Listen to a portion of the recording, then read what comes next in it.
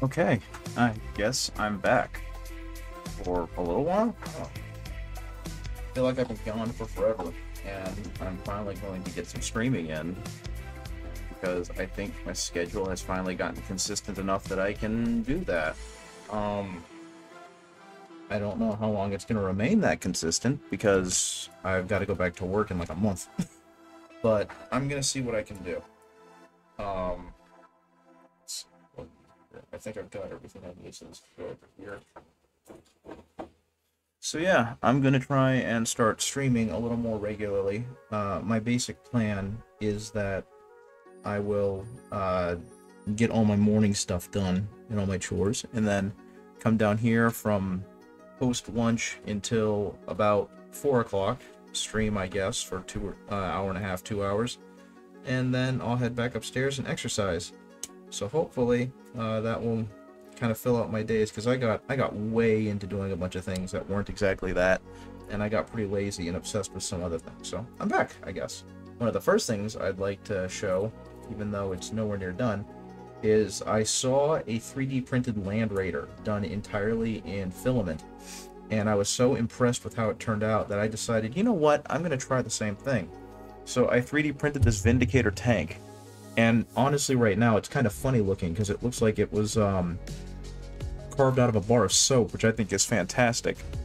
But I'm obviously not the best with my settings yet. I need to dial them back in, and you can definitely see some spots where it ran a little thin, but that's okay. I'm pretty excited to have it because right now it saves me 60 bucks until I can buy the real thing or get the real thing. But I'm just incredibly impressed with what this thing can churn out.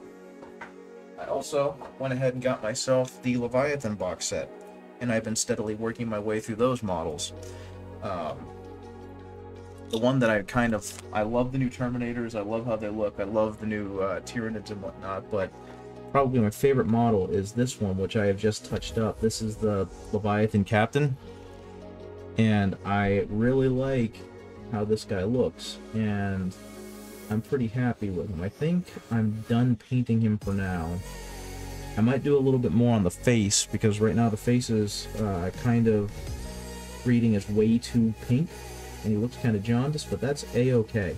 I'll figure it out eventually. What I think I'm going to work on today, though, and it's just because I haven't done much at all with him, is this Phobos Lieutenant. I do love the Tyranid carapace he's got on him. It's going to be a lot of fun. It's actually going to be awful to paint because it's going to be very similar to his color, since I'm using a friend's scheme, which is black underbelly and then yellow carapace. So he's going to have a very similar looking... Hello, let me see. Athena Rainey? Good to see you. Welcome to my stream. It's been a little while since I've done a stream, so I'm a little bit clunky right now, but I'm just kind of looking at this thing that I'm about to paint. Yeah, he uses a yellow carapace, so it's going to be yellow carapace on yellow armor, since I'm keeping with the Imperial Fist theme. But we'll see how that turns out. Just followed you on Twitter, follow back would be appreciated. Yeah, I'll do that as soon as I can. Once I get off stream, I'll try and make a note of it, okay? Thank you. It's a Phobos Lieutenant from Warhammer 40k's new 10th edition launch box. He's a neat looking mini, he's a neat looking model. Thank you for the follow, I appreciate it. And I'm going to work on painting him up, because right now he's just had kind of a base airbrush done to him. And he's got an undercoat to give him some nice heavy shading. But I'm going to try and get him up to the detail I have of this Terminator Captain right here.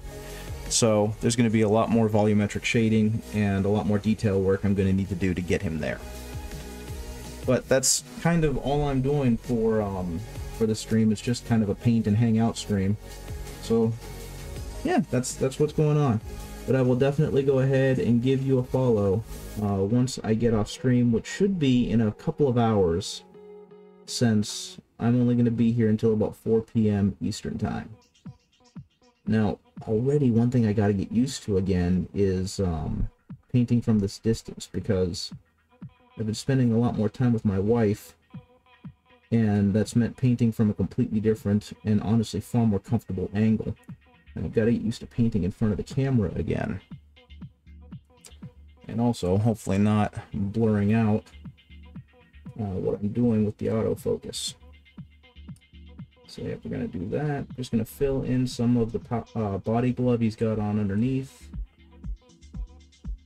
And then work on some more of the accessories. I think I'm going to go ahead and make the blade black, just so it'll be a nice easy base to go off of. But yeah, it's been kind of a busy week for me, a busy summer.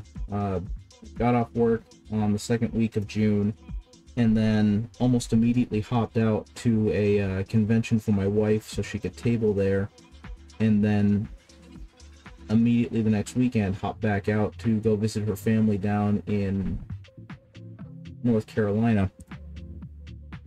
And so it just feels like every time I stop, I've had to immediately do something else.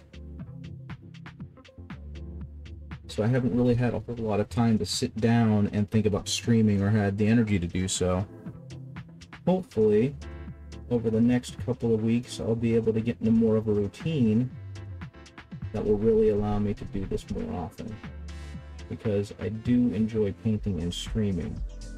So what I think I'm going to need to do is rejigger the camera a bit, because right now I'm painting very far away from my face and it feels weird. I'm going to start by undercoating this in a black, so that way when I go back over it with a brown, it'll end up being a darker leather that I can then texture in.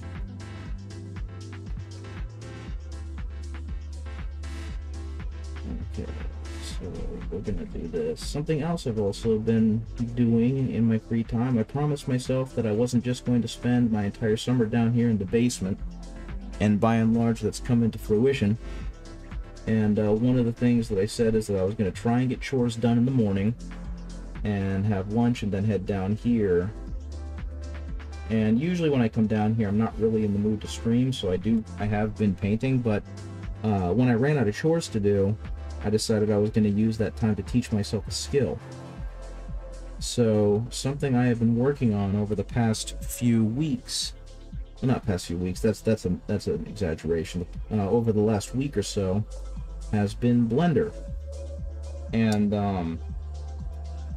I've been trying to teach myself, I've been trying to build up the courage to teach myself Blender for about a year now, because I was so inspired by Doig and Swift and their amazing Twitch setup, and I finally found a video that I felt did a pretty good job of explaining how to sculpt a character, how to model a character in Blender.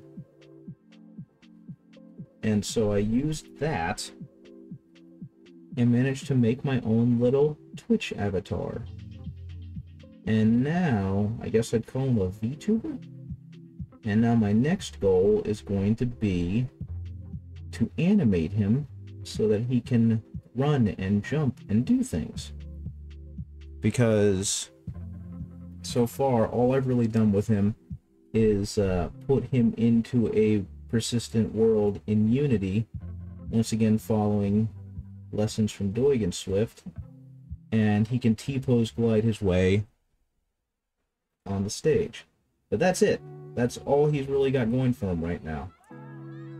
So I want to at least get him to a point where instead of T-posing, he's running and jumping. And then I guess I'm just going to have to wait patiently for the next set of instructions to come out from Doig and Swift. Okay. Go ahead and get this second magazine for the combi weapon that this character has.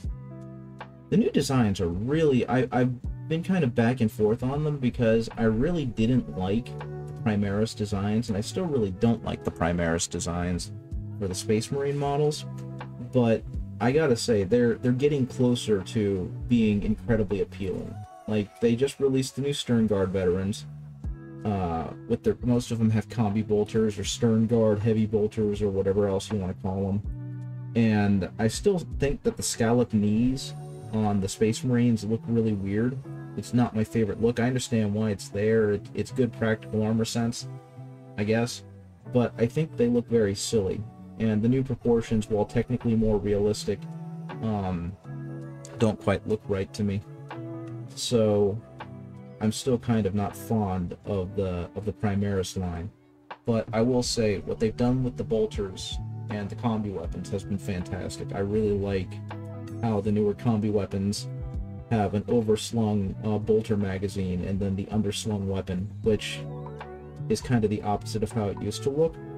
And it's very silly, don't get me wrong, but it's silly in a way that I vibe with. So I'm pretty happy with how those things look. And the Stern Guard Marines look fantastic. I painted them up not too long ago, and I'm probably going to touch them up now that I've got them at what I'd call playable level. And eventually, I'm going to need to take them back out of their carrying case and give them some nice detail work so they can look above and beyond, you know, tabletop level. I do really love the look of them, though. And that's kind of what happened with that Terminator captain that I had. I painted him up to a level where he wouldn't look awful on the table. And now that I've done that, I want to make him look better. So I took him back out and I gave him a lot more love and a lot more attention. And now he actually looks pretty darn good. So hopefully the rest of my minis will have that kind of love and attention put to them, because the Imperial Fists are very definitely my main army. They're the ones I want to spend all my time and attention on. I'm also in the process of... You're an artist by profession? That's very cool.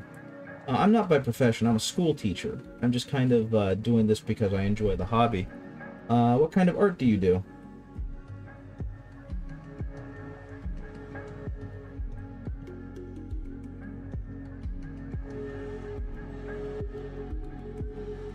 Let's see if I can get this without making it look too terrible. Yeah, this is purely hobby for me. I do some commission work. It's kind of dwindled a bit because my main source of finding clients, I didn't realize the way I was going about it wasn't allowed on that forum. So once I realized that, I kind of stopped being able to post there, and that means far less eyes on my stuff. And I'm a little bit reticent about self-promotion anyway. So I've had a whole lot less commission work flung my way.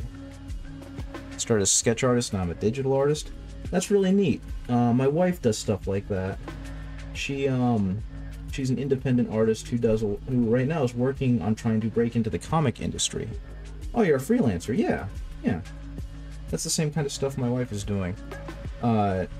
She goes to conventions right now because a lot of her stuff is very, very, nerd-oriented. It's a lot of Dungeons and Dragons stuff. It's some cryptid stuff.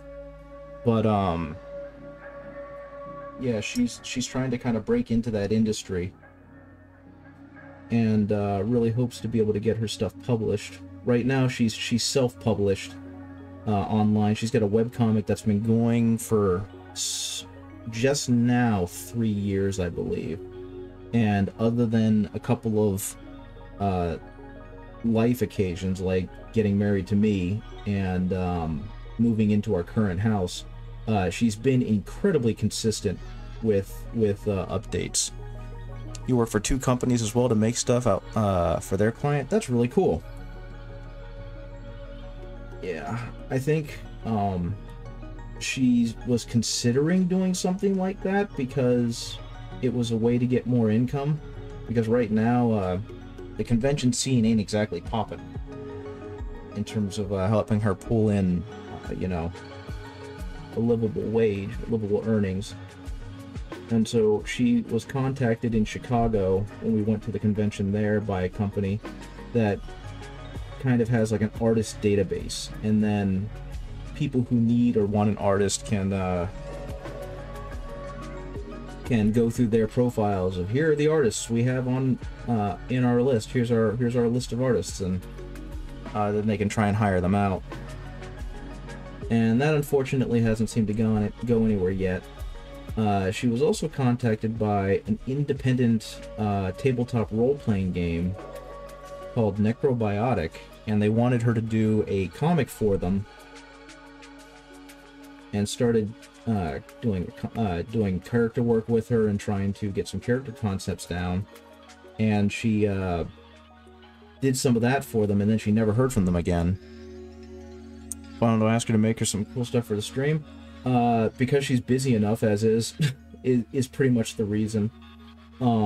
She's working, she's working pretty decent hours, and so, like, she's upstairs right now in her office, working on panels for her webcomic.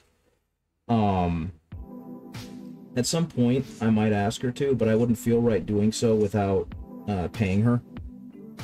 But, like, for example, she did design my little VPO character, my little, VTuber character, and she just did that as a quick sketch, and then I threw that into Blender and futzed around with it. But, at some point, I'll ask her to do more, but probably not until I'm ready to actually expand on that. In fact, I think... Give me a second. I can probably find... Oh, hello there. I can probably find a picture of it. Is that was a PNG? No, I don't think so. In her case, it was just a basic sketch she did on notebook paper, or her sketch pad, and then I put it in Blender and I made it into a 3D model. And it's basically a VTuber, but there are these artists from Britain called Doigan Swift, and they took it a step further. They don't just do VTuber where it's over in the corner, you know, talking when they talk. They made them into actual, like, puppets they can control through Unity. Let me see if I can find an example. One of my clips. Let me see, where's a good one? Is this a good one?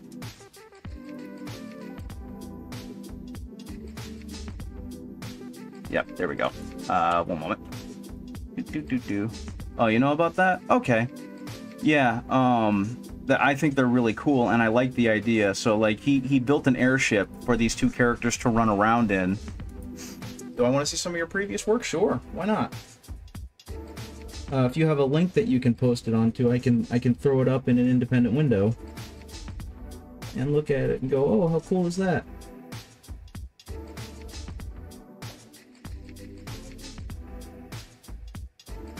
Okay. Let's see. This man had 3 knives. I didn't even notice that, but this man has 3 knives. That's kind of neat. Okay.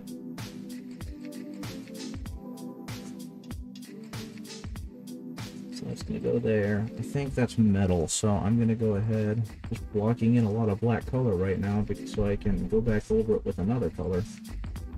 Primarily just want it to paint. You can add me on Discord, or you can write your username and I'll add you. Give me a second. One moment, because I do have a Discord, and I think there's a viable link on my Who's It's channel, but let's not make this too complicated. Give me a second. Not much on the Discord. Invites people. Copy link. Boozy. There you go. That should do it, and then you can just post a link in there. And I can go ahead and throw it up onto the stream. Am I getting all this? I got some spots in here that could do better. He's got that, he's got that.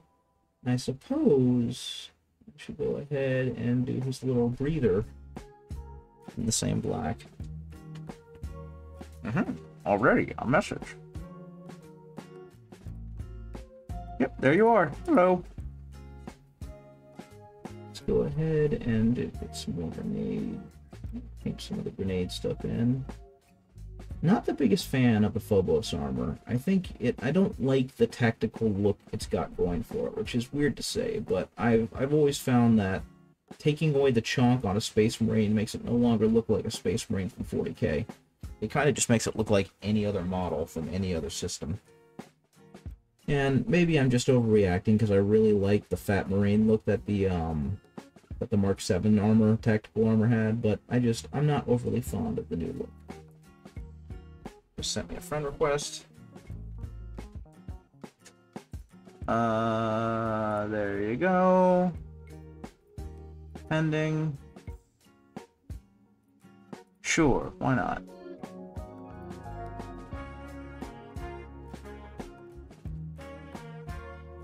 Okay, now let's see.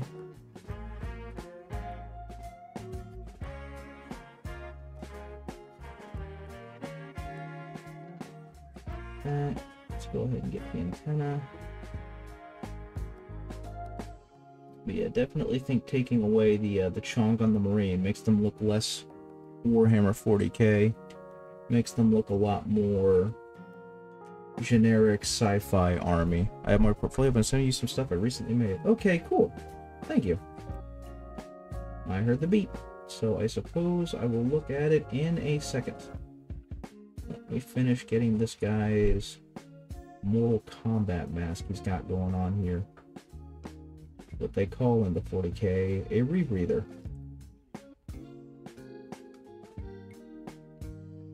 Okay.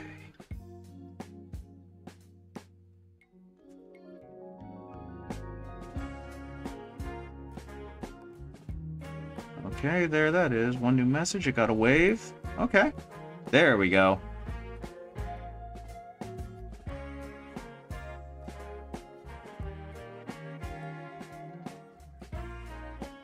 Wow, neat.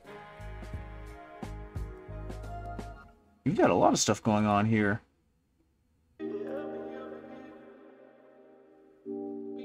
Yeah, I see you've got all these emotes. I see you've got these overlays.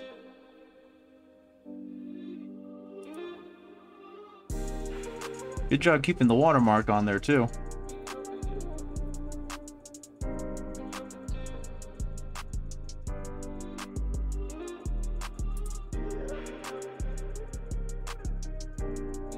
But yeah, I'll definitely keep you in mind if I start looking around for ways to make my overlay more engaging. Because I do have an idea of what I want to do with it, and most of it requires me futzing around in Blender, and then futzing around in Unity to kind of figure it out. Mostly streamer stuff, as I recently made them for streamers. Yeah, that completely makes sense. No, I definitely get it. You got a lot of cool stuff on there. Like I said, I'm not sure how much of that I would really need, but I will definitely keep you in mind if I think, wait a minute, I need a different overlay. I'd like to have this thing on top of my stream, or hey, I need a graphic for this. Because, like I said, I'm not bothering my wife with it. She's busy enough as is, so if I need anything, I'll definitely have you in mind. Especially since I'm really new to this and don't exactly know a ton of people, so it's not like I have a whole list of people I can go to. Is there anything else on here that I really want to do? Probably do these. Probably do this. Yeah, that blade.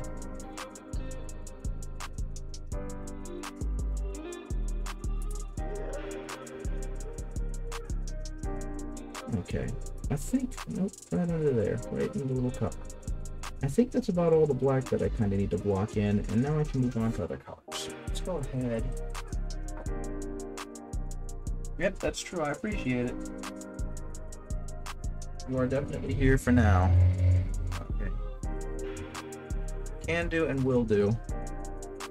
Like I said, I'm still not really sure what I'm going to be doing with it until I can get my actual concept done with the overlay.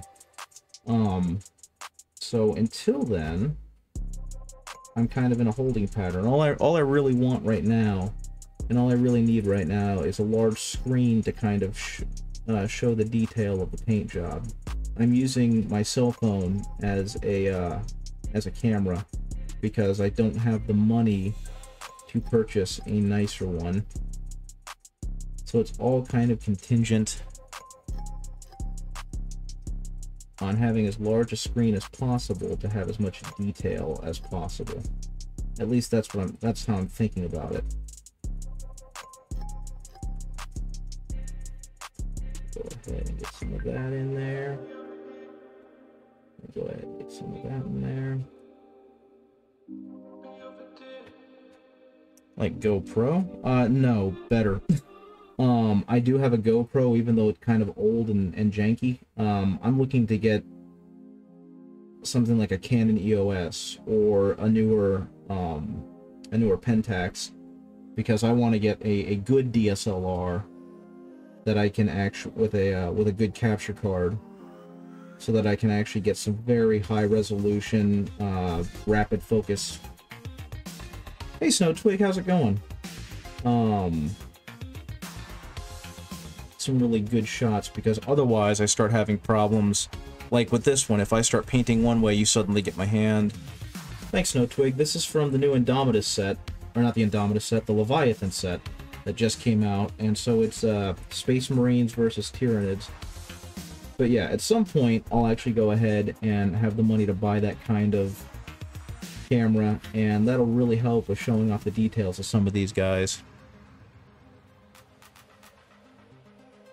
It's going okay? Yeah, I mean, I've seen you bits and bobs of you like at other streams, but I've just been so dang busy that I haven't had time. You can go with the character you're holding your hand for the banner.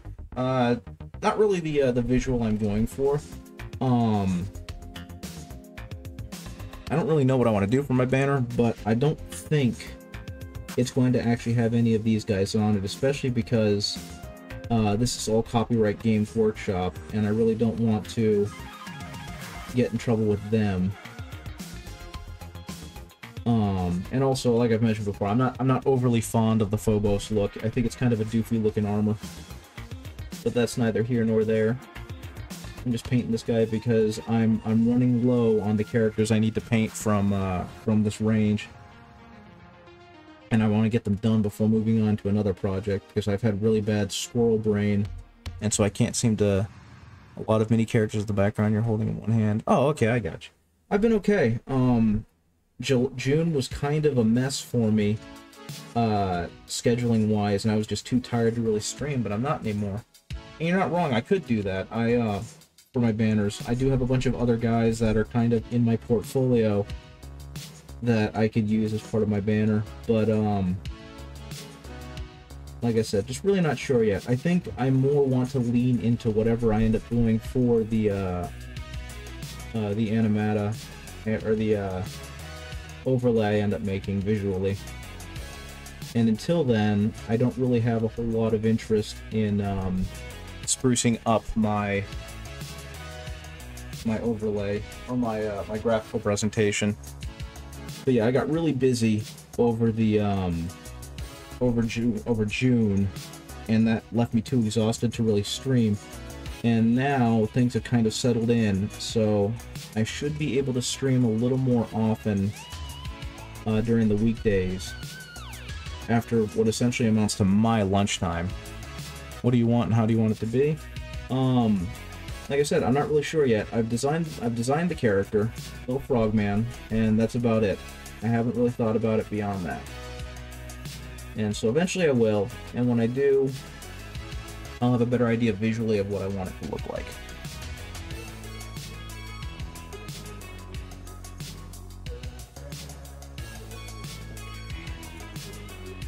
But yeah, so I've been doing a lot of painting off stream to try and get these guys up and playable.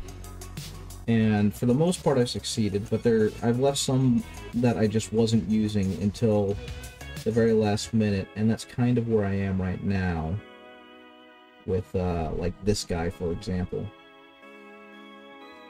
and the Terminator, or the Librarian and Terminator armor, who is kind of still waiting, because I want to buy some white ink so that I can just kind of do some quick and easy line work with him. Yep, and I'll do that. I definitely will. I'll let you know as soon as I have some kind of inspiration, some kind of idea, and if it's something beyond what I think I can do for myself, which, to be honest, is quite a bit. I don't have a whole lot of experience with graphic design. But yeah, Snowtwig, for example, like they have the Terminator Captain who came with the box, and this is what the leader looks like for the Space Marines. And I think it's a really cool looking model. I love the fact that he's kind of standing over a dead Tyranid.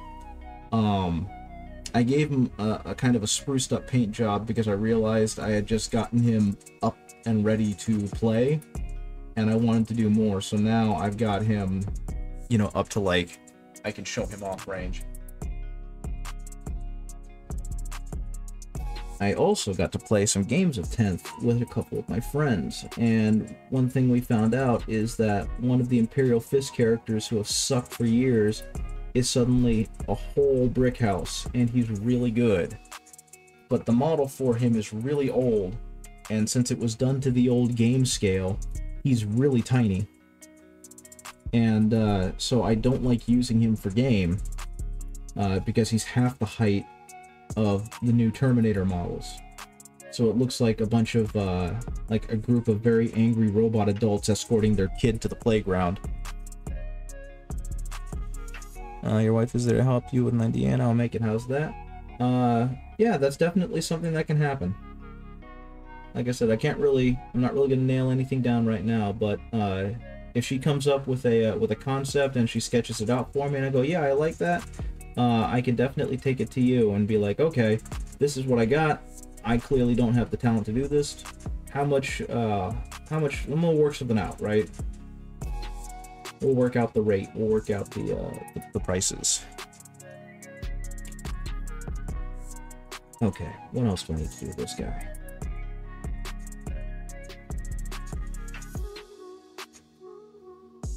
Okay.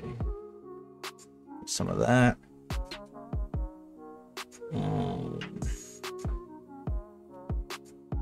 Some more, get a little bit more brown to build that up. And now, the carapace, unfortunately, is not a yellow. What should I work on next with this guy? Let's see. So I'd finally get some red in there. Now, I actually don't know what color Tyranid blood is supposed to be. So what I think I'm going to do for the Tyranid blood is I think I'm just going to go green and then build it up to like a bright shining yellow up to a white, so it looks kind of bioluminescent. Because there are clearly some spots in there where he's a little bit bloody, and so it makes sense to me to have some alien goop coming off of him. So let's get the palette ready. Let's see if we can make it look good.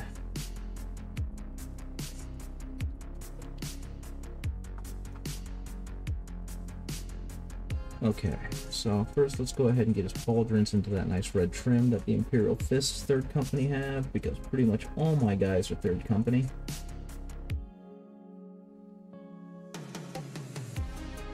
You can join my server as well. It's for small streamers to support each other and share your Twitch link every time you go live. Well, thank you. I appreciate it. I'm assuming that was you posting the invite link to it. I'll definitely go ahead and give that a click once I get off this stream.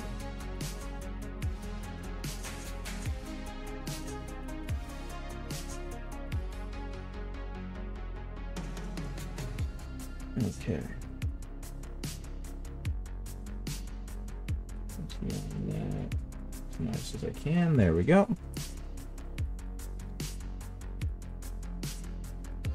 And that as nicely as I can. I'm trying not to get too much of it off the shoulder pad.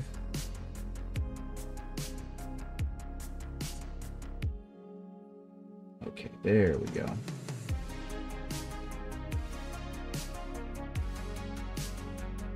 And something else that I have been struggling with recently is transport of these little guys, because when you have an entire army of them, finding a way to transport them safely. Thank you, I appreciate it. I figured that's what that alert was.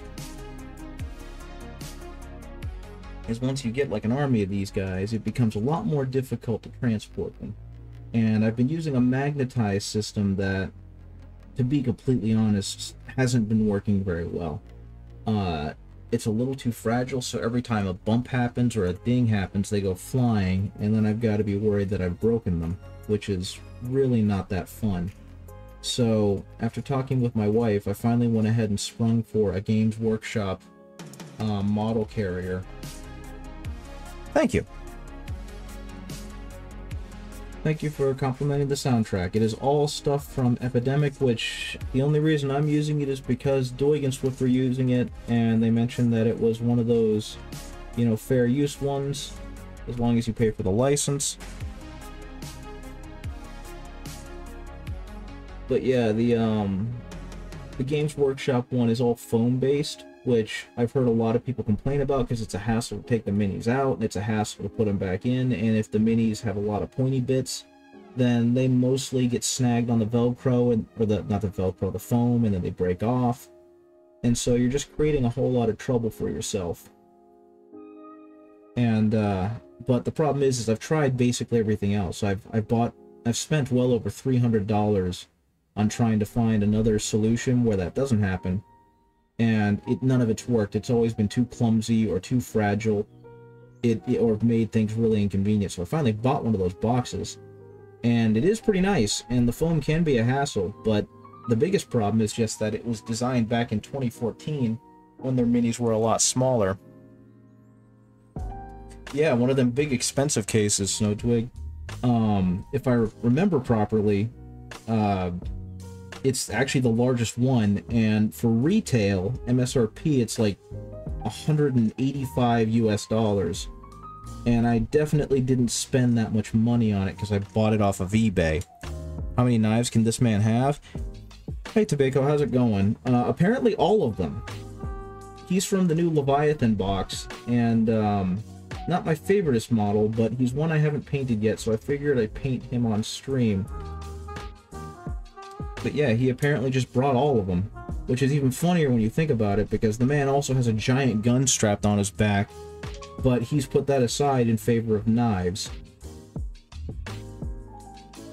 But yeah, it's big enough, it holds several thousand points worth of these minis, and the foam is really nice and secure, and I've been really lucky I haven't had any issues with breakages yet, but the minis have grown so much over the past, like, 9 years, that some of them just don't fit right in the dang thing anymore.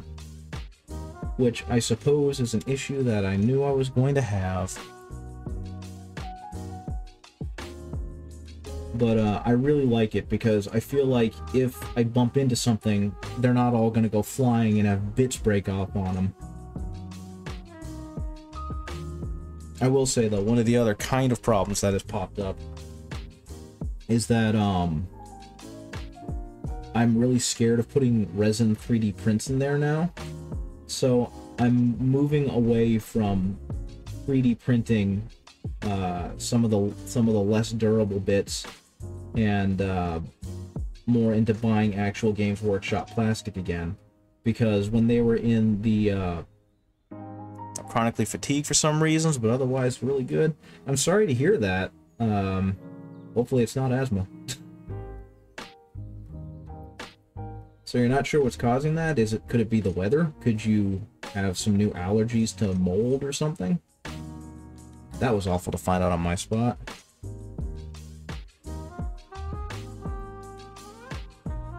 Okay, I am really happy that I ruined this brush because it's giving me a nice curve to hit some of these spots with. But yeah, the new models are great. I'm having a lot of fun with them. 10th edition came out in mid-June, and my friends and I have been having a great time playing that. It's a whole lot easier to play than 9th edition. Games actually feel like they make sense. I'm not worried about who's got the best wombo combo. Gonna go to a Doctor and C. Haven't been able to get motivated to do too much. That's really unfortunate. I'm sorry. I'm sorry that you're dealing with that. That was kind of a problem I was having a little while ago too. I didn't feel like I had the energy to do anything. And I don't know if you remember, because I'm pretty sure I waxed poetic about it once I got back on stream.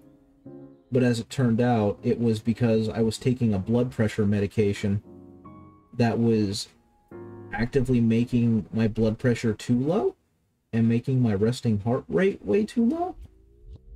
So they took me off that, and then I started having heart palpitations, and that's what led to all of that's what led to basically all of my like February, March, and April being scuttled. Was trying to figure out what that mess was all about.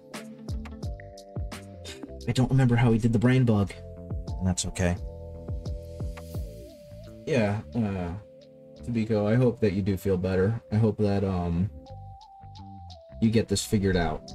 Now, if I remember right, you're over in Europe, so your healthcare situation is considerably better than mine was.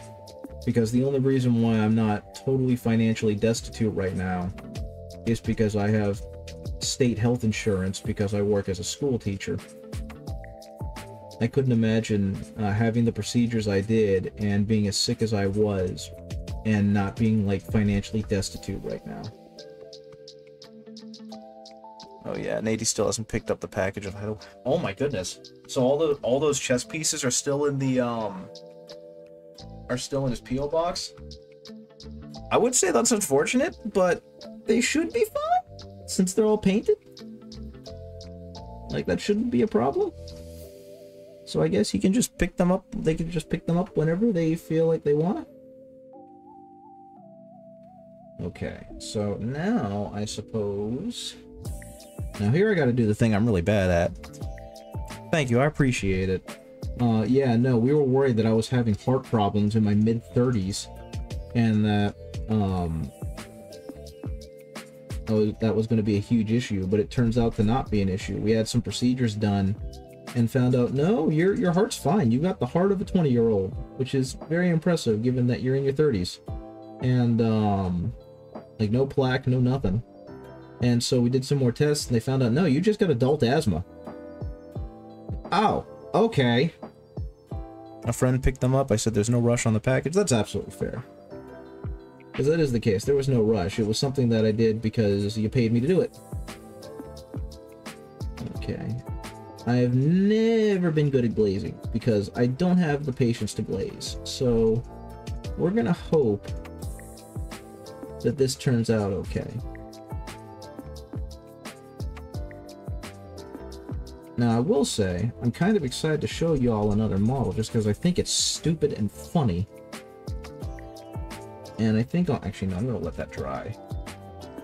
I don't recall how much you guys remember about Space Marine models, and in specific the Dreadnoughts.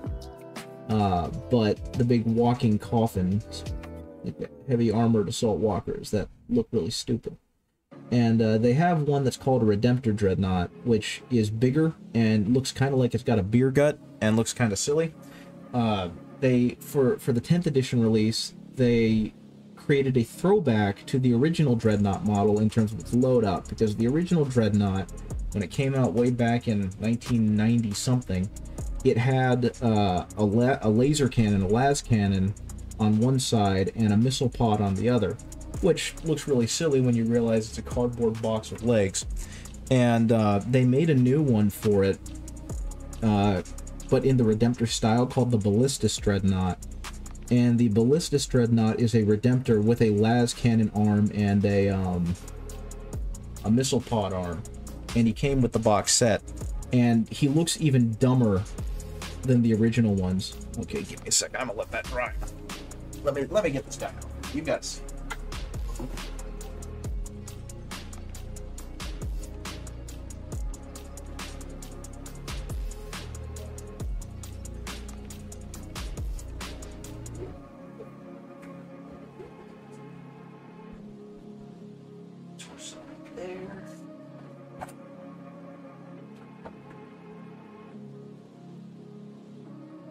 Okay, see you later. Like I said, I'll definitely keep you in mind when I start actually doing some graphic design stuff. Thanks for dropping in. So this is the Ballistus Dreadnought, and he's so ridiculously unbalanced. I love the fact that, well, I both love and hate the fact that he's got these stupid skinny little legs, and he's got these giant guns just up top that don't really match at all. I just think he's a goofy looking model. And I actually hated the model when I first saw it. But after putting him together and kind of seeing him in person, it's the same thing that happens every time I look at a model that I think is dumb. I kind of love it. I think it's a great looking model. I love the fact that his melee attack is just his armored feet. So he just kind of kicks and stomps on you, which is just silly. So I can't be too mad at it. Though I did realize I haven't painted the rim black. What is wrong with me? Talk to you later. Bye. Have a good one. Thanks for popping in. Okay. I'm going to go ahead and paint the rim black. I forgot. I finished painting him and a ton of other models upstairs when I was spending a little bit more time with my wife. So we got to clean this up and make it not look terrible by painting the rim a nice solid black. Get rid of all that weird color variation happening there. They look like the mechs from Battletech doing melee. I know, don't they? I think the biggest thing that gets me about the Redemptor, though, is that, you know, the Dreadnought was very boxy, and just it really just looked like an Amazon box on legs. And this one, unfortunately, because the armor is so heavily weighted towards the center, he looks like he's got a beer gut.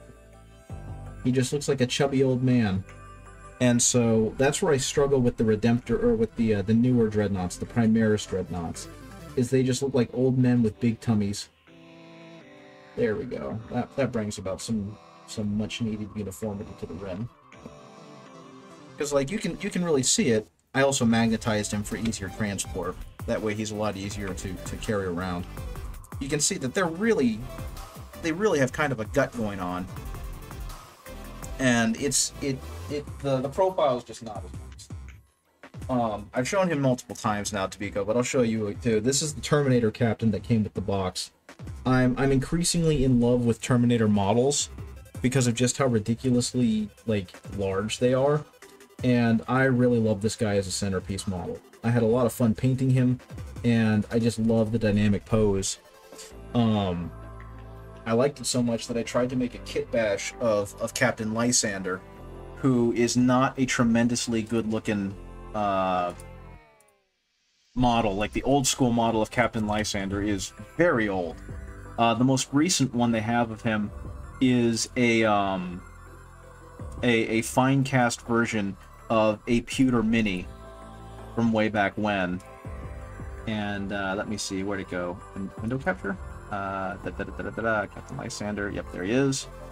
This is the newest mini they have of him, and because he's built to the old game size, he's like half the height of the current Terminator Marines, and so he looks like a child. He looks like a child being accompanied by like what the heck are they called?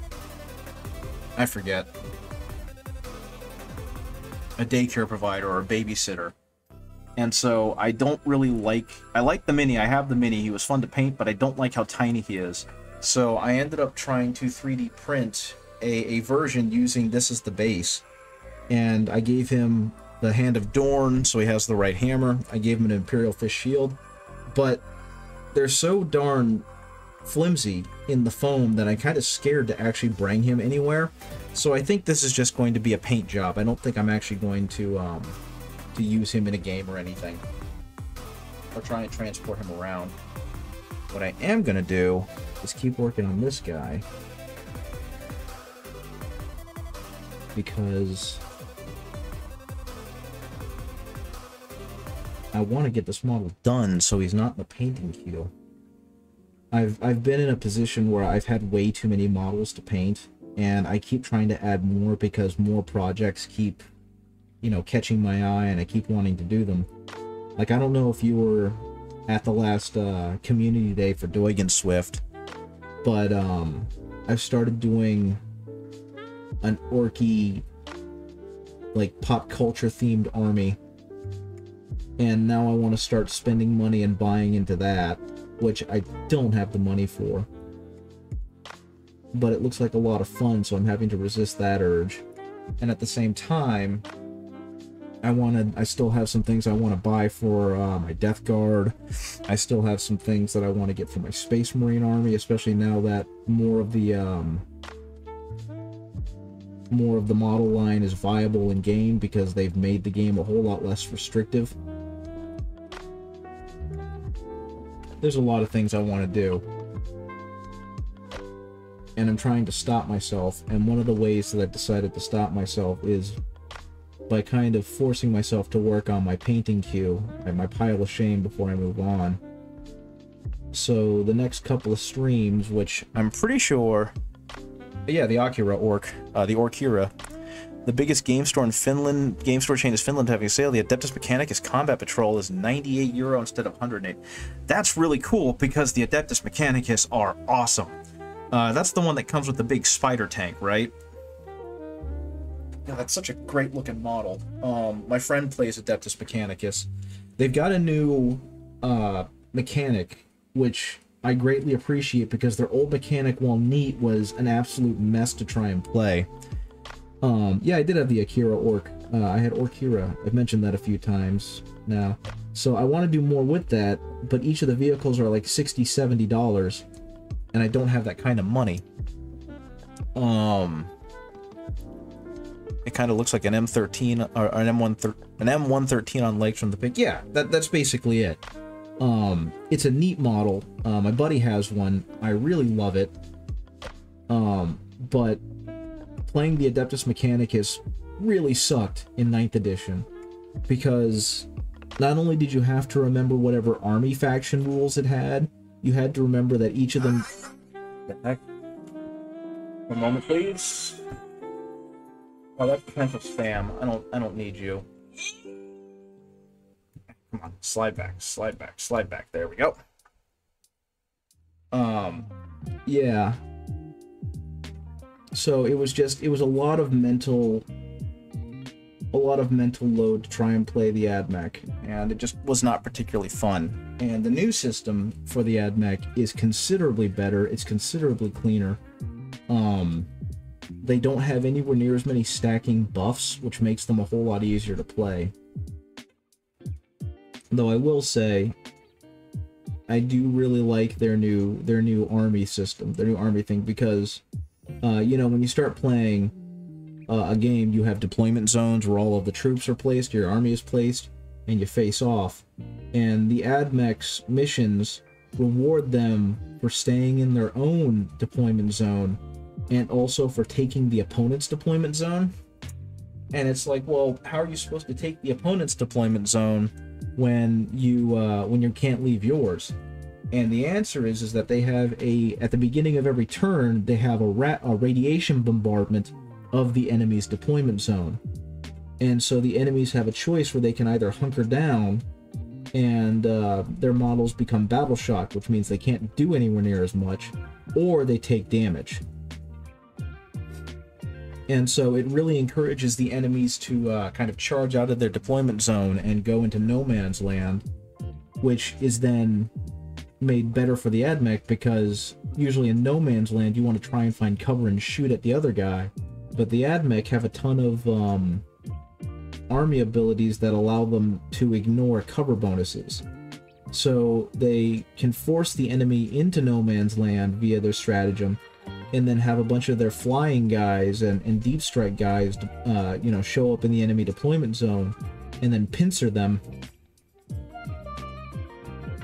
and you know, take them out since they don't get the benefits of cover.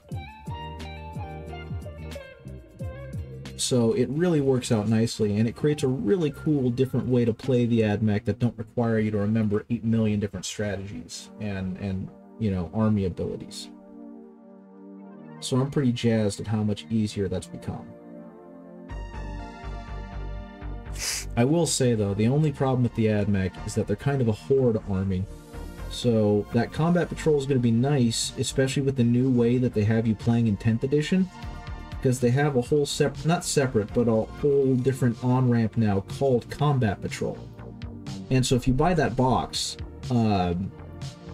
that's it. You don't need anything else. They have games specifically set up. I probably shouldn't buy more mini. I spent some money on those Reaper minis already. Yeah, that's fair. That's absolutely fair. I do want to let you know, though, if you do decide to get into 40k, they've made it a whole lot easier to have introductory 40k. Like I said, they've created this new thing. They used to have it in the old game, where if you had an army of 500 points, you would play what was called a combat patrol-sized game, and that's both armies had to be approximately 500 points.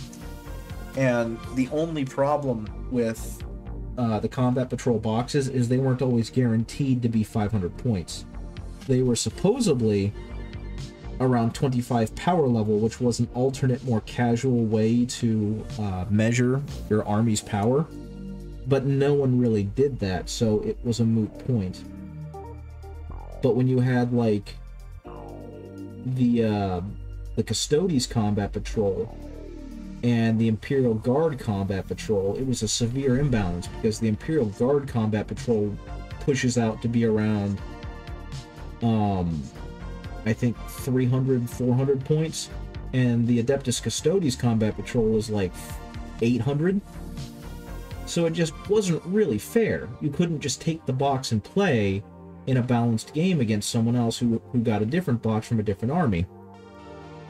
And so, they've kind of moved away entirely from that. They've basically made combat patrol specific data cards for each of the combat patrol boxes. So instead of having, you know, a Tyranid combat patrol be 800 or 500 points and the Admech combat patrol be 410 points, the new data cards balance out the armies so that they're all of the boxes are competitive against each other in this new version of the game without having to buy more minis. And I think that's fantastic. So when you finally do decide to get into 40k, if you do, and you buy a combat patrol box, that's all you're going to need. And you can start playing games of 40k with that box, and then you can build up the rest of your army based on that box. And that's actually what they're doing with the new starter kits. The new starter kits for this, not really season, for this edition, are basically designed so that if you buy the starter kit, then you have a combat patrol. I don't think you need to add anything else to that. Maybe the librarian? I forget. But you essentially have the Space Marine and the Tyranid combat patrol right out of the box. So if you were to, like, split the starter edition with a friend, then you guys can get right to playing, and your minis are going to remain relevant because that specific version will be playable as the Space Marine Combat Patrol or as the Tyranid Combat Patrol for the rest of 10th edition. And people aren't going to be allowed to sneak in other minis to fight your minis that suddenly make you feel weak and pathetic. You know what I mean? So I really like that new system. And like, the new box, the new Leviathan box kind of did that too. So that's actually encouraged me to make sure that in my army box I always have the specific units that make up the Space Marine Combat Patrol, so I never feel like I've gotta, you know, or that I always have the ability to play that if there's someone who wants to get a quick game in. Okay. There's not actually a whole lot left for me to color on this guy, because, you know, as a Space Marine, he's pretty darn generic. I think that the Tyranid blood turned out pretty neat. Make that pale again. Let's bring that Tyranid blood highlight up. We need some glisten happen. There we go.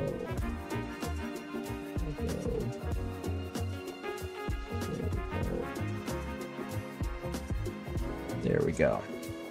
We'll see. I'm not close to anyone in 40k, which makes it kind of difficult to get into. I get that. Yeah. That's the worst part about the game, is it definitely requires some kind of audience to play into.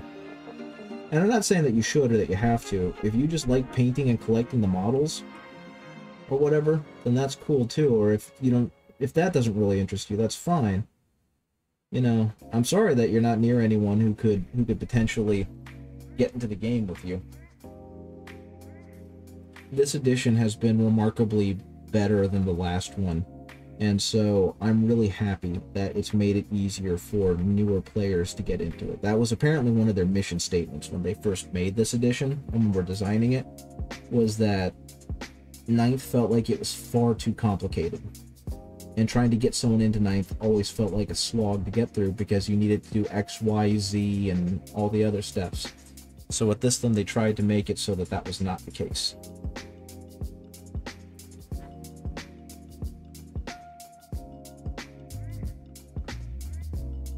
But yeah, I'm kind of curious, what minis did you end up getting from Reaper? Because I remember last time we talked, you were really into them and you were looking at what they had. Oh, I think that reads as a pretty decent blood effect. So I didn't realize you bought some, and now I'm curious which ones you bought. Not a long time ago, before the pandemic hit, I did one of Reaper Mini's Kickstarters, and so I've got like over 130 minis sitting in a box that at some point I need to paint and put together and all that stuff, because I was expecting to have a whole lot of D&D to play with friends, and then the pandemic happened. So, and then all my friends moved away. Well, not all of them, but a major one who was important to our games. They moved away. So we stopped being able to play games in person, and we moved over to virtual tabletops. And so those minis are functionally not useless to me, but they have far less utility to them because I'm not playing games locally anymore. You bought one of those Learn to Paint kits they had in stock, and the Mushroom Man, and some other odds and ends I got along for free. That's really cool. I'm glad that all worked out for you and you found some cool stuff. Yeah, those painting kits, I remember you asking about them. Those painting kits are pretty good. So you did good in getting some of those. If I remember right, you were working on some of your BattleTech guys and struggling a bit with the painting. Hopefully having these really good pigmented paints are going to help you. I need to talk to Buddy and figure out what colors he used for his Tyranids. A local Pathfinder group. Now that sounds like fun.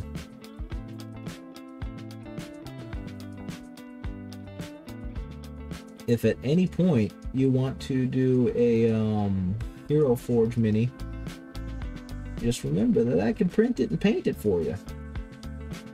Because those are really cool. I've heard that Pathfinder 2nd Edition is a whole lot better in a lot of different ways than Pathfinder 1st Edition, and that makes me incredibly happy. I had a friend who was really into Pathfinder for a while, but then he kind of got burnt out from it because it just kept getting bigger.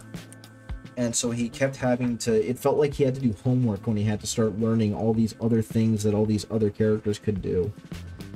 And the game became less fun for him because he had to worry about broken class wombo combos that people were doing in Pathfinder. So he moved over to D&D 5th Edition when he found out D&D 5th Edition seemed to be much simpler, seemed to be lower to the ground, more streamlined, and seemed to be less likely to have the broken wombo combo. And then that edition kept expanding, and kind of the same thing happened. And on top of that, Wizards started doing some of the shady wizard shit that they were doing. And he was an independent game producer who helped produce a cowboy, a hillbilly steampunk version of Pathfinder, like a module called Pure Steam. And they were moving over to 5th edition. So when he found out that Wizards was looking to monetize the open game license and make it so that it wasn't truly an open game license, he just kind of said, fuck that. But in the meantime, Pathfinder 2nd Edition has begun looking really appealing, at least to me, because I'm a pretty big fan of games where it's kind of hard to break the system, because I have a friend who really likes to take advantage of the game engine and, you know, bend it to his will type stuff. So anytime I can make a game where that's harder to do, where the ceiling and floor between the different classes is far less disparate, I'm all for it. And it sounds like Pathfinder 2nd Edition really does address that problem, and it's a lot harder to become busted while the rest of the party just kind of sits there and twiddles their thumbs as you do everything, or become like overwhelming at at the most important thing or whatever. So I'm happy that that's become a thing.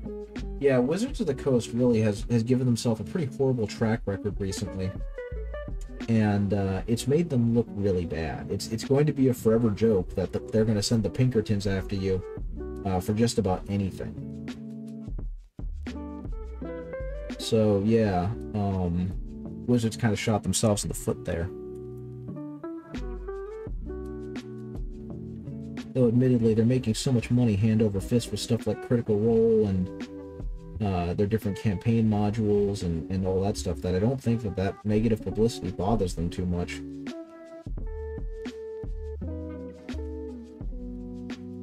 Okay. I'm going to need to add some texture to that, but what I'm going to do first, I'm going to take some pink, I'm going to water it down, slather it all over his brain, see how that's going to go. Can't believe they sent the fucking Pinkertons. Yeah, I didn't think that was a thing anymore, but apparently Wizards was like, bet, let's go ahead and make asses of ourselves. Yeah, Magic the Gathering is serious business. That's why I left. It was getting too real. I can't believe it. That stuff still makes me so incredibly sad.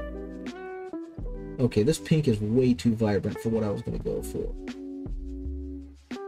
I wanted to do Fleshy Brain, and now it just looks like cotton candy.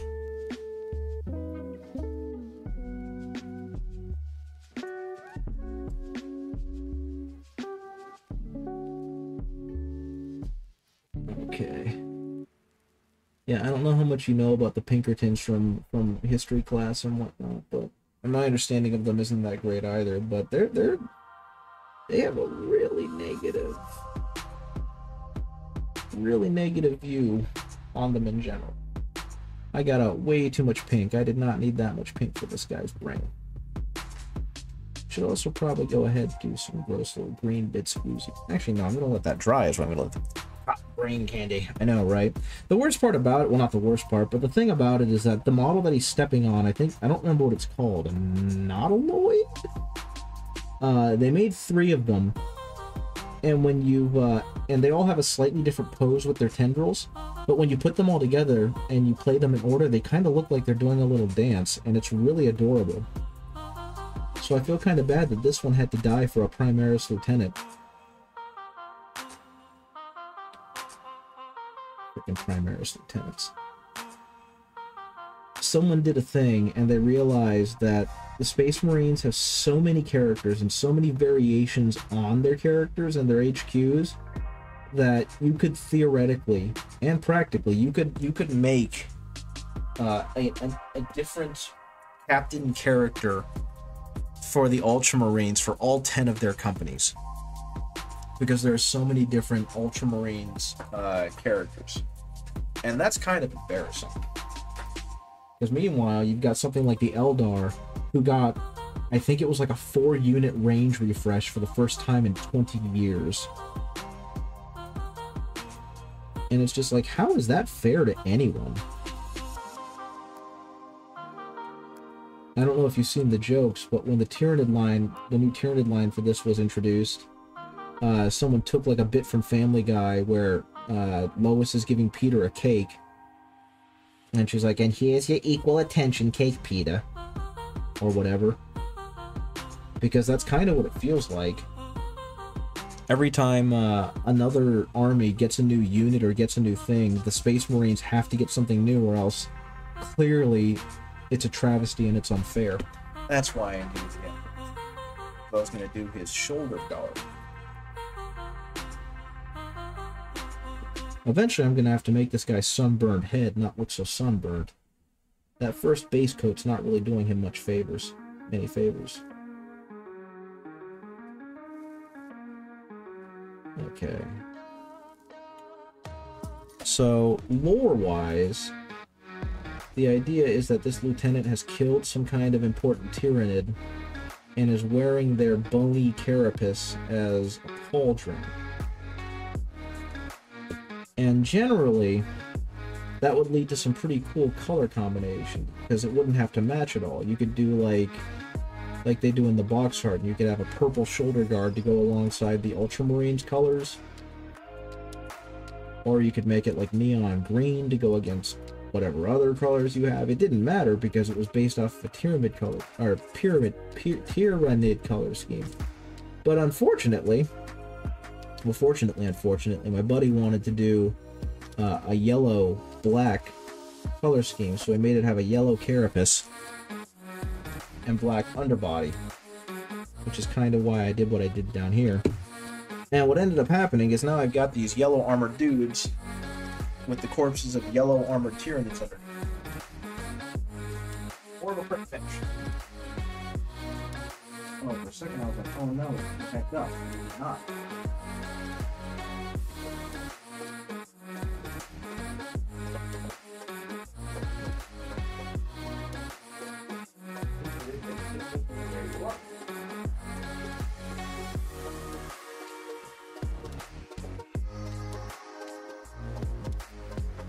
So something else, I don't remember if I've shown this yet on stream, so I'm going to show it now because I'm excited. But wanted to get a Vindicator tank, which is the bulldozer tank. And they're like $70, and I don't have $75 to spend on them. So I went on Reddit, and I was looking around and saw someone had printed a Land Raider on an FDM printer. And I was like, wow, that looks really good. I want to do this now. So I went ahead and did it. I found a Vindicator STL file, or at least an approximation of it, and I went ahead and printed the guy. So I think this ended up costing me like $6 worth of filament. And yeah, I now have this until I spend the money to buy the real thing. And unfortunately it doesn't have tracks, but thankfully the tracks just finished. And right now they're kind of being supported. Not very well, actually, but they're being supported, so I'll have to tear off all those supports, and then I can put them on the bottom, and then I will have this as a usable proxy. Well, I find that very, very exciting. Anyway, let's see. What else can I do with him? Oh yeah, his face. Probably want to paint the guy's face, don't I? Let's go ahead and do that. Yeah, I know, I've got a dentist appointment tomorrow. Got an alert on my phone telling me, yeah, you got a dentist appointment tomorrow. I'm aware. I know that I gotta get my teeth poked. Okay, let's go ahead and fleshy this guy up. Now this is something that I'm still struggling with. I am still not very good at painting faces. I'm trying my best. But faces are difficult. There's a lot to them. Getting the color and the shading on them just right is very not easy. Uh-oh. My camera died. Oh no, my camera died. You see anything different on the camera? Uh-oh. The camera straight up friggin' died. I think Camo Studio... Yeah, Camo Studio really shit the bed. Give me a second. I'm gonna turn off the camera real quick on here, and I'll be right back. Camo Studio, no device selected. Okay, is it gonna work? Okay. Oh nope, it just straight died. That's funny. It showed up for a second and then crashed on my phone. There we go. Let's see. 3, 2, 1. Boom! There we go. And we're back. Okay, so you weren't even able to see the thing I showed, were you? Maybe? Well, here it is again. There's the tank. Yeah, no, I think that showed up because I remembered seeing it in there. Okay. So no, nothing really new other than that. I started painting this guy. I started painting his head. So now it's just a matter of trying to keep things out of the shadows.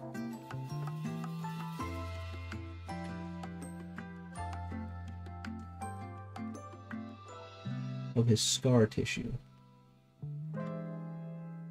Which is difficult to do on a good day. And it's made even more difficult to do because I'm having to look at it from a weird angle. I definitely need to figure out a better camera setup again because I just kind of threw everything together since I was excited to stream. Okay. Yeah, I love the Vindicator. I think it's a cool looking tank. I just like the fact that it's a bulldozer with a tank attached to it. Big stupid gun. And for most of 9th edition, it was not a very good weapon. Not a very good thing to take. And I wanted to take it anyway because it's a silly freaking bulldozer. But it looks like with the new data sheets, it's infinitely more viable. I'm not sure if it's considered a good tank to take. But as far as I'm concerned, it's good enough that I want to take it. So, as soon as I get the money, I'm going to purchase one. And until then, the one I printed out will be perfectly fine.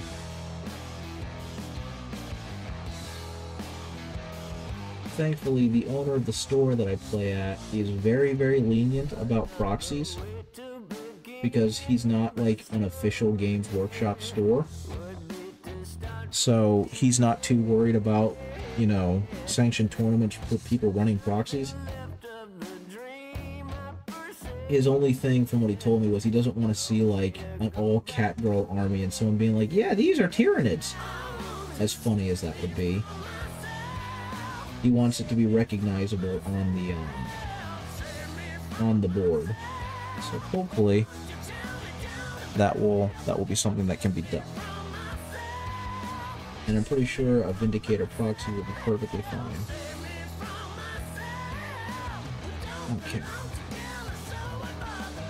I have a problem with you. You are in the way. Let's see.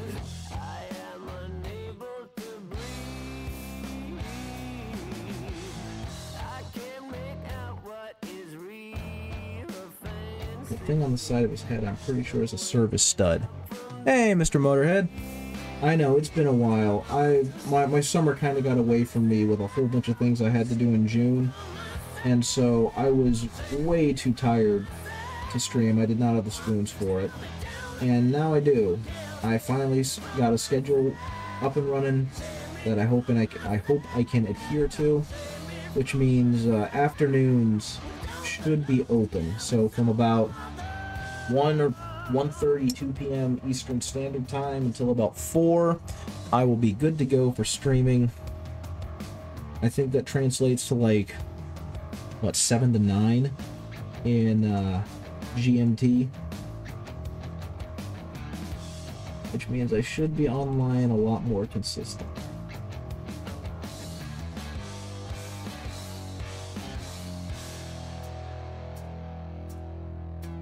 Health is doing much better.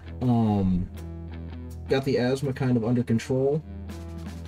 And I'm trying to exercise a whole lot more often to continue with the good hard health. And something I found out recently was, well, not recently, it's been a while now, but something I found out was that I probably had the asthma a whole lot longer than I thought I did. And I just thought I was getting lazy and out of shape because I tried to do some boxing shortly after I got my inhaler and everything, and I realized that I could basically go for forever. Like, I didn't need to take anywhere near as many breaks. I wasn't breathing as hard. The only things that were getting tired on me were like my shoulders and my legs. And it's like, oh, you weren't breathing hard because you were getting tired boxing. You were breathing hard because your lungs didn't work right. And now that your lungs are working right, you are now considerably stronger and have much better cardio than you thought you did. Whoops, there went my pass. There went my gosh. Right out of my hand. So yeah, health is doing a whole lot better.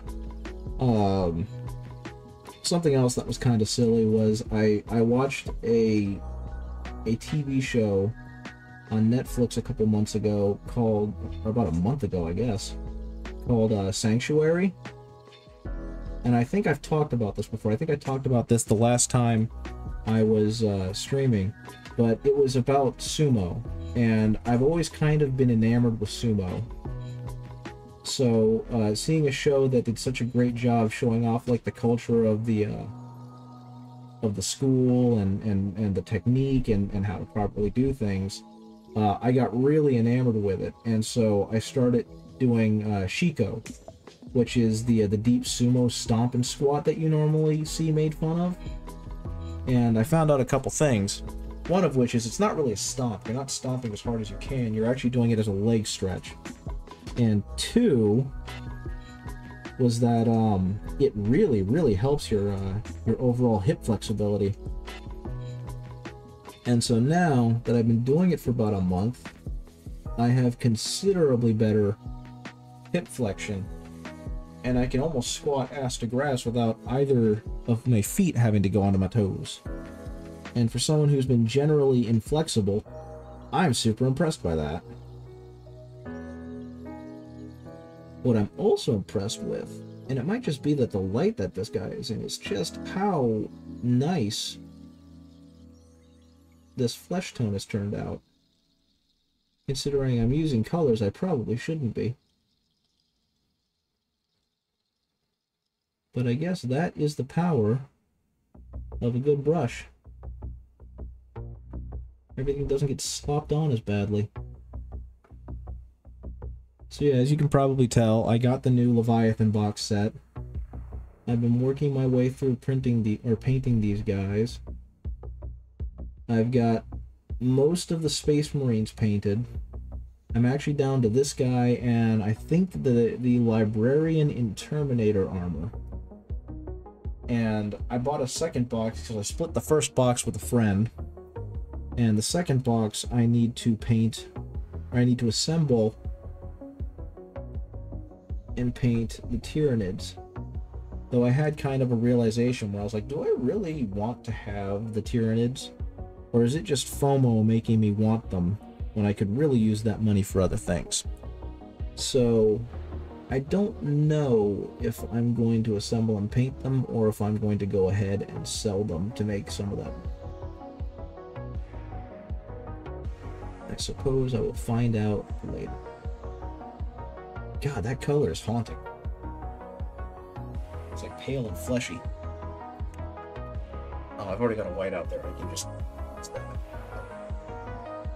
Let's see. Am I going to be able to hit the eyes on this guy? This is where life gets difficult for me, because I've got to try... Whoops. And hit this guy's eyes. So, if you will forgive me, I'm going to have to focus really hard on this. He's probably going to go off camera.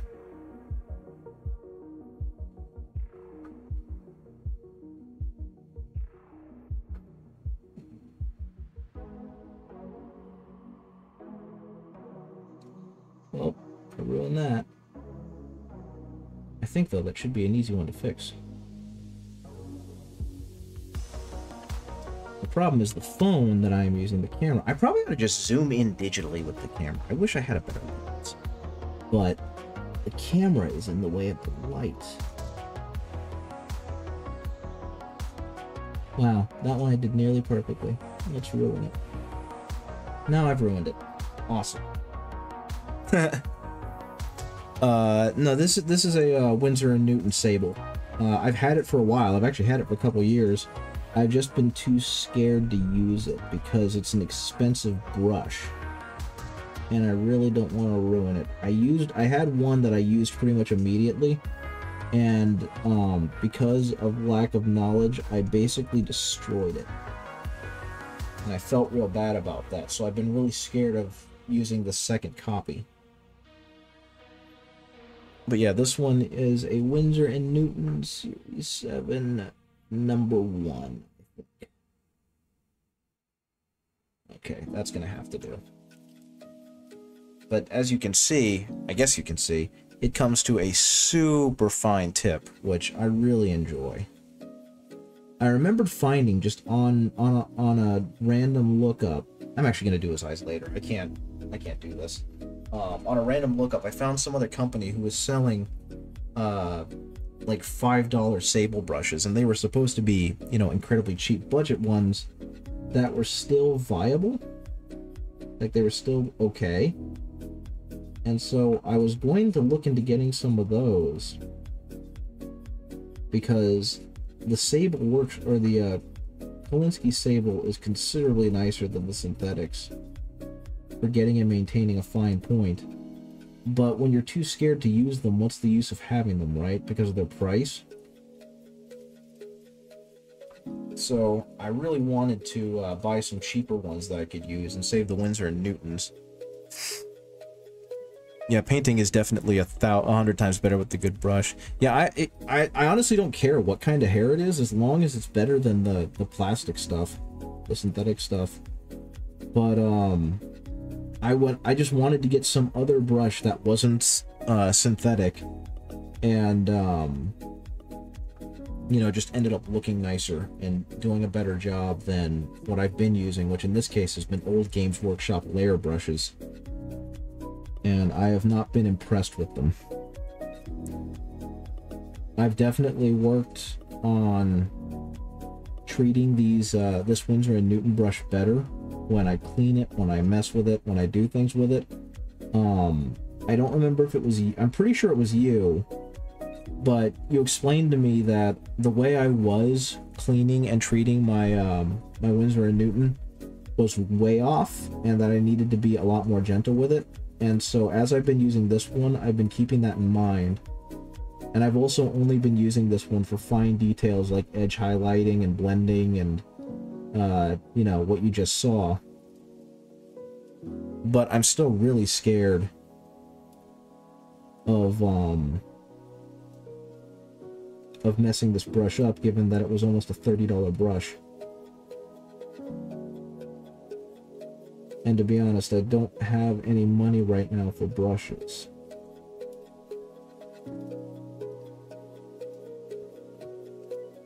But yeah, I saw that, and I was like, there's no way on God's green earth that that company is selling sable brushes for $5 a brush. That screams scam. But if I buy them knowing full well that they're not sable brushes, but they're at the very least not, you know, synthetic brushes, then I don't feel as scammed. That's kind of my logic.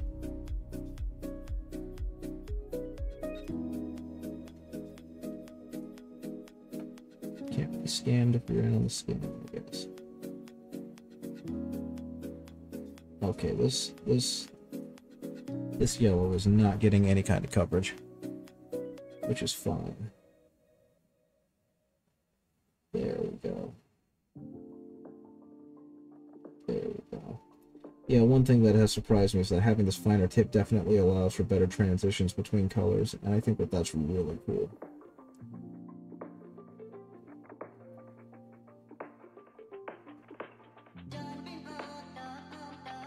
Now, this Saturday, they did a thing for this new box set where they gave a little, like, flyer in there, a little brochure that you could log into and say who won when you played your game with your Tyranids and your new Space Marines, and whoever wins is going to be have their entire line, or like a huge preview done up this Saturday, I think, at some Warhammer event. And I think that's super neat. And I also appreciate that there's been a general push to let the Tyranids win, or to stack it so that the Tyranids win, because people are friggin' tired of seeing Space Marine stuff get the priority. So my hope is that the Tyranids win, even though I am looking forward to new Space Marine stuff. I just want to see what new, neat, horrifying sculpts they have for the Tyranids. Whoops. Okay.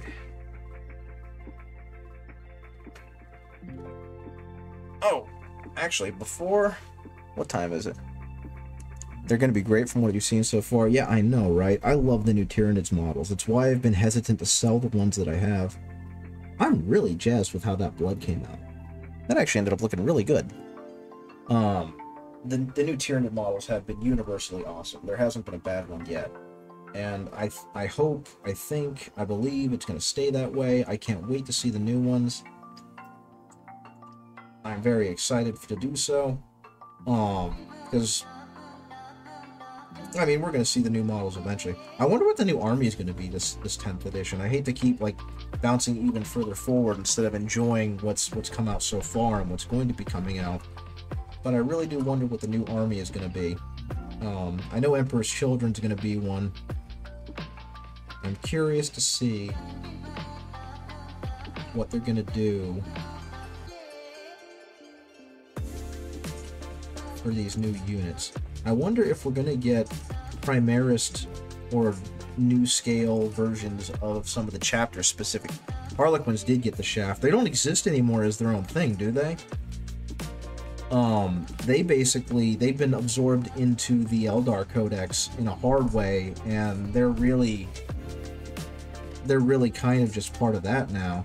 I mean, I guess it makes sense because I don't know how many bespoke units the Harlequins got, but it was only like 2 or 3, wasn't it?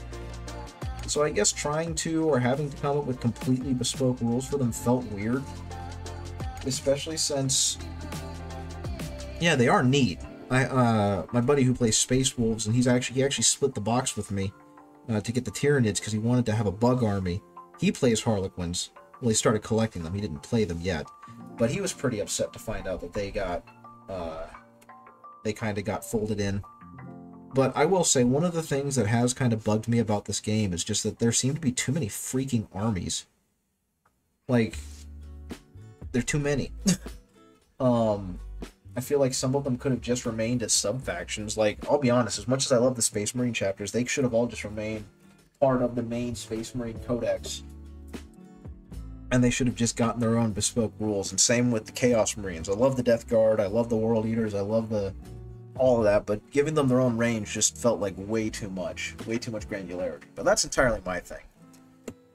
Okay. It's almost 4 o'clock.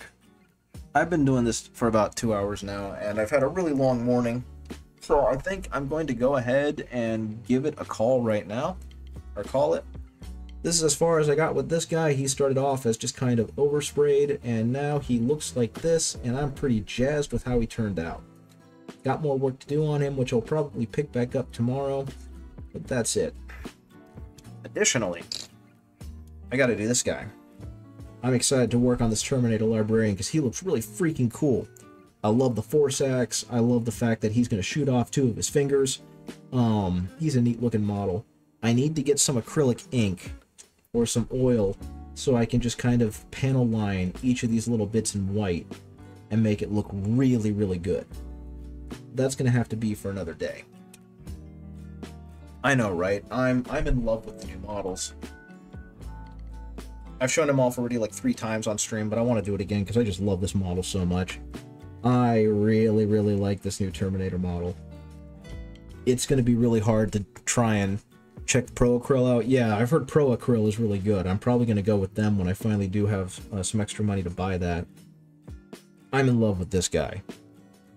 I'm going to be hard pressed to not put him in an army that our 2,000 point list.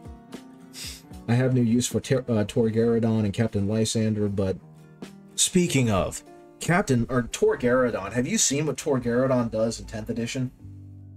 Oh my god. Tor Garadon was the model that made me want to play the Imperial Fists, like actually play them versus for the memes. And holy shit, does the new Tor Garadon rip ass. He's terrifying. Apparently the new thing with him, since he can only be put in with Gravis armor, is to put him with like 6 aggressors, and then have him march up and down the field finding every vehicle and monster he can and ripping them a new asshole. Because his Hand of Defiance, when mixed with like Siege Captain, means he does a ton of damage and has a lot of armor piercing. So he is a legitimately dangerous model to meet up on the battlefield. Especially now that they've gotten rid of a lot of the wound caps and whatnot that they had on some of the models. Like, what was it? Someone was playing against World Eaters, and their Angron killed like all 6 of the aggressors, and then Torgaradon killed him. He one-shotted him because he ended up doing like 20 damage in a single turn of melee because of his Hand of Defiance and Siege Captain and all that scary stuff. So yeah, Torgaradon's terrifying, and I can't wait to buy more aggressors to put him in that list, and he's just going to become the proctologist or something. I don't know. Either way, I'm going to go ahead and head out. Thank you so much for joining me. I do appreciate you guys hopping back in and watching me paint for a bit. Like I said, for July, the streams should become a lot more regular, and hopefully that will continue being the case. Oh, one last thing. I mentioned before I was very heavily influenced by Doig and Swift for starting to stream, and one part of that was I wanted to create an overlay for myself, and that included creating my own what the heck do you call it?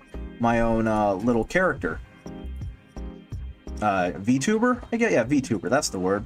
So, I decided to start teaching myself Blender, and I now have a little VTuber for myself that once I start getting into Unity and learning how to do that, I can actually start messing around there. Let's see, let me find him. He's a little frog boy, and I'm really happy with how he turned out. So, there he is. There's my boy. It's me. Well, it's who I'm going to be eventually. And I've never done anything with like 3D modeling outside of STLs and manipulating them for 3D printing. So I'm pretty happy with how he looks. My favorite thing about this is that I went ahead and gave him a weapon. I modeled that too, so he's going to have a little bolter that I can mess around with. And it's going to obviously shrink down the painting screen so that I can mess around in the little world that I'll create for him. But that's something I'm eventually going to do, and I'm going to have a lot of fun doing. So that's kind of where I am with all this silly stuff. That's the other thing I've been spending my time with. Anyway, thanks again, guys. I'll see you later. Hopefully tomorrow. Hopefully I can keep this going. But have a great rest of your day. Have a great rest of your evening. And thanks again. Bye-bye.